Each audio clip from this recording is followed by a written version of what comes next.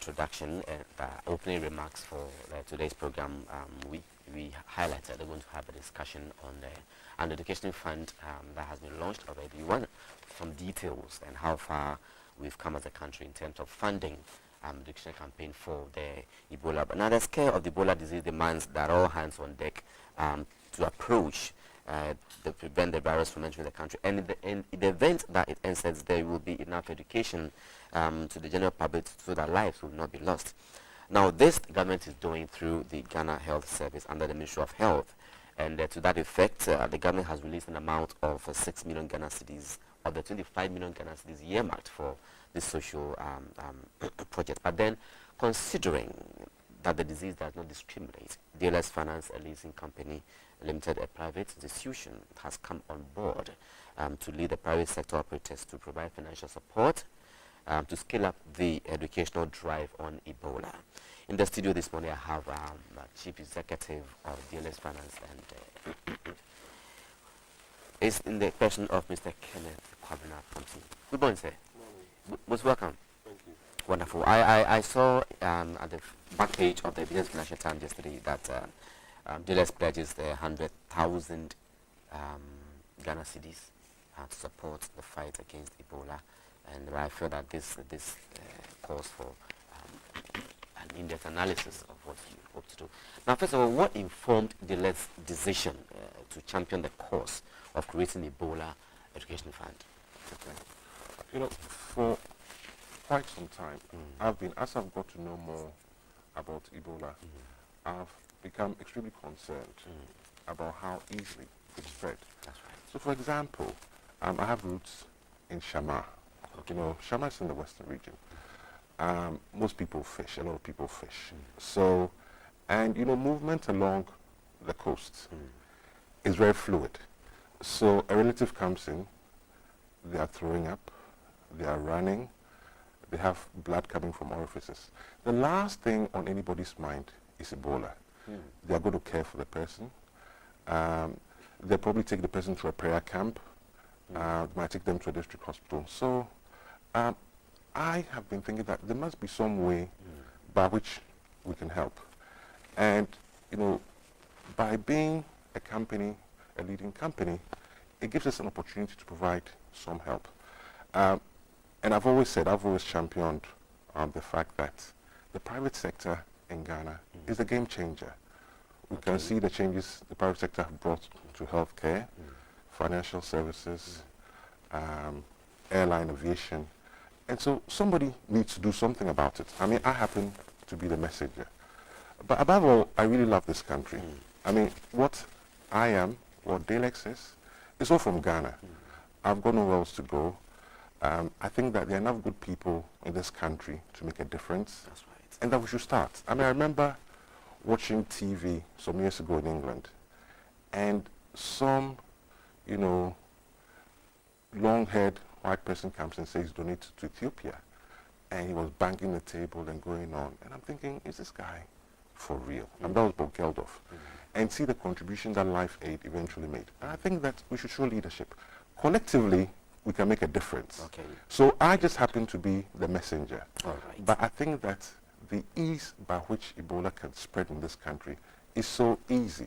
You know, they've come up with airlines, you know, we've come up with set-up screening centers at the borders. Really, does anybody truly think that even if we have them, it will pick them up?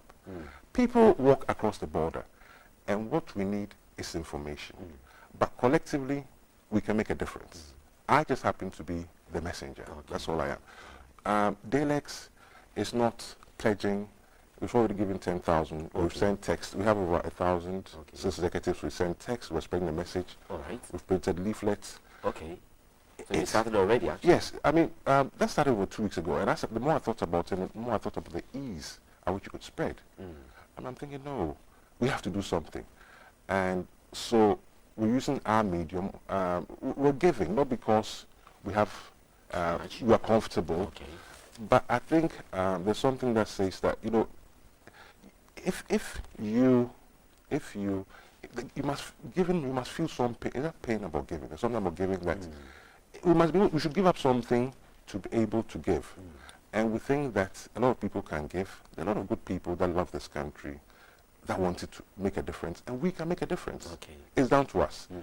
So I'm the pigeon, and we're going to use because I can come to GTV, I can make a call and ask, and somebody will provide me access. We have a medium, so we should try, and I'll make a difference. So that's the whole, what informed the decision.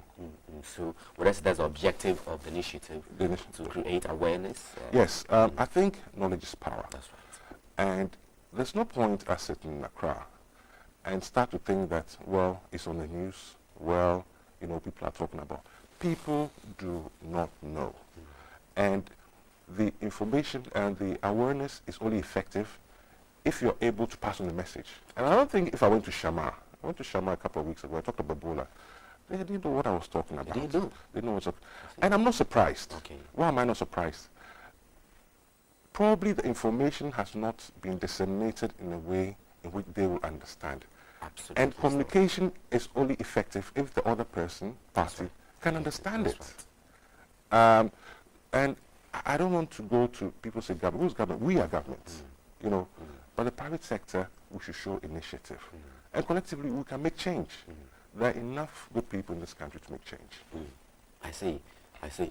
So if you have to convince the private sector, other operators, to come on board, what would be your key message to them? Well, first, they've got to think of the consequences on their business.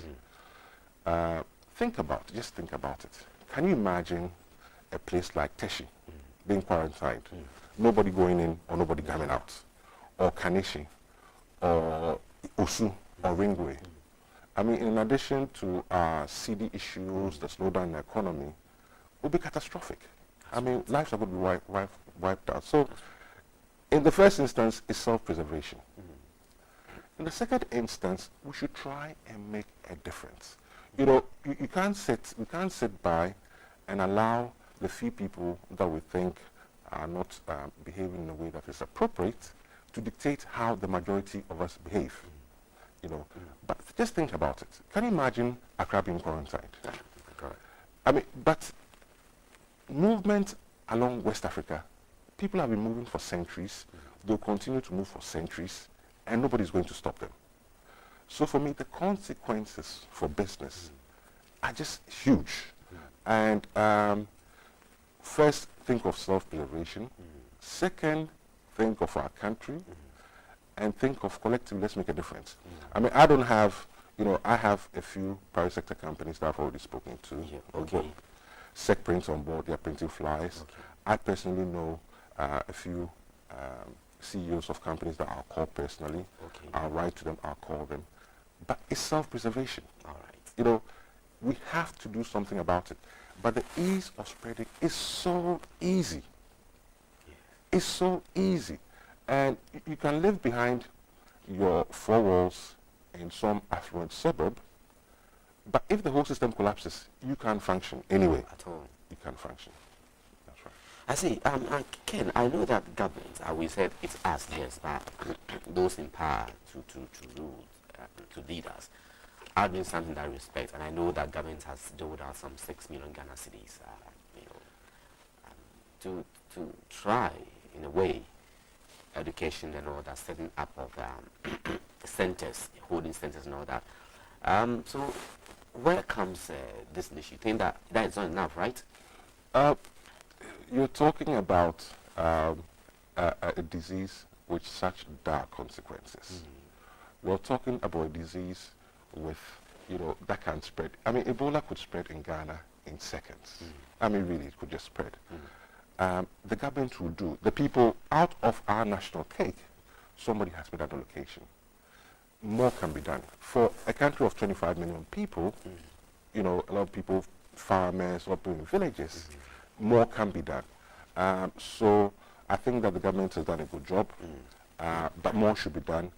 And then we collectively as a people, outside our national budget, should dig deep and contribute. We should dig deep and contribute. And let's remember that if it spreads, if it comes to Ghana, we're in trouble. We're in big trouble. And there is, think of somebody farming I don't know, in Liberia or Ivory Coast or Benin or even Nigeria. They work across the border. For the border, it's nothing. It's not their fault for them. They've not been borders anyway. So the government, even if the government gives 20 million, we still need more. That's right. In any case, because the private sector has been able to make changes in significant parts of our sector, we are the best people to decide how to allocate resources. So if private money is put into it, we shall make sure it happens. As part of the fund, we have our Ebola, we have an advisory board, we have Kwekusi Chadu on board, we have Mr. Joe Heming of Deloitte's institution board. I'm a member, but you know, it's got nothing to do with Dalex. I mean, Dalex is just you know, a vehicle. You know, but we need to make a difference, and somebody has to do something. And through this, people will also probably be inspired to do things of importance. Because I really get fed up with, you know, we've always been told to do things that we can do ourselves. And we can do it. You know, we can do it. Collectively, we can make a difference. And so that's where we're coming from. You know, we have we've put out some adverts in newspapers. We have a telephone hotline. We're starting contacting people. We're starting to go through the media. And it's not as if we have that huge back office of, you know, 20 people or 30 people waiting to receive calls, but we're going to do it. And at least let's say that we tried. I don't want to say, Ken Thompson, maybe you could have done something. I tried. Okay.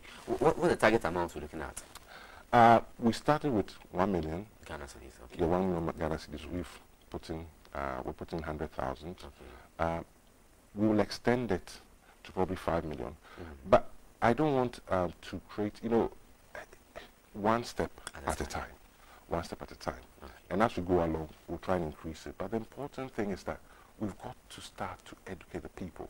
And we've got to educate them in the language they understand, because the message is not getting through. So when we get our companies to bring flyers, you know, we're pushing out, we send out SMS text messages. I mean, there are a lot of companies in Ghana that have a huge sales force. Send text messages, let them talk to people. That's a contribution. So that's, the target initially is 1 million, but we have plans to go above that. But let's start with 1 million, and let's start collectively see what we can do.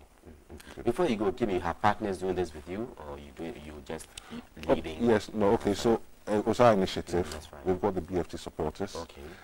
We've also got UNICEF. UNICEF actually is also on the advisory board because they hold the content.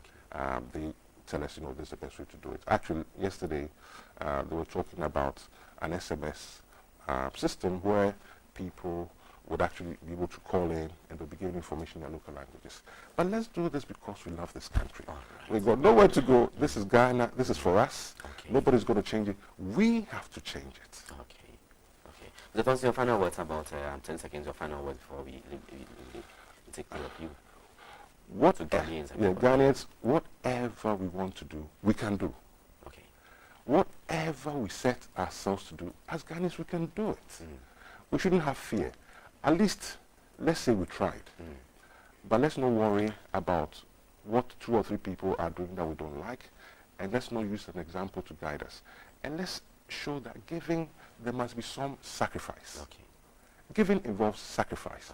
But then when you give, remember that you're giving really to yourself. If this thing gets out of hand, we're in trouble. You know, but we love our country. Let's do something about it. And Ken Thompson is only the messenger. All right. So Ken Thompson is only a messenger. So that's how we end our discussion this morning. Truly, I mean, by all indications, we need to put in all our efforts to fight and to prevent Ebola from entering the country. And in the event, unfortunately, that it enters, I believe that with these campaigns and support for the private sector wings in support of government itself, we'll be able to contain it and ensure that lives are not lost. Thank you very much, sir, for your time this morning. We wish you all the best in your campaign trial. Yeah, I hope to come back maybe in a couple of weeks' time. To talk about what in terms of to update you. Wonderful. Talk about what the people have done. Because let's see it as a collective effort. I mean, media give time. I mean, I give my time. I've got a lot of things to do, but somebody has to be the pigeon. Thanks so much, sir. Thank you too. So the breakfast show has just started, and this is how we started this morning. We'll be right back, and I believe that Sister could be here with her for discussion. Don't go away. We'll get back.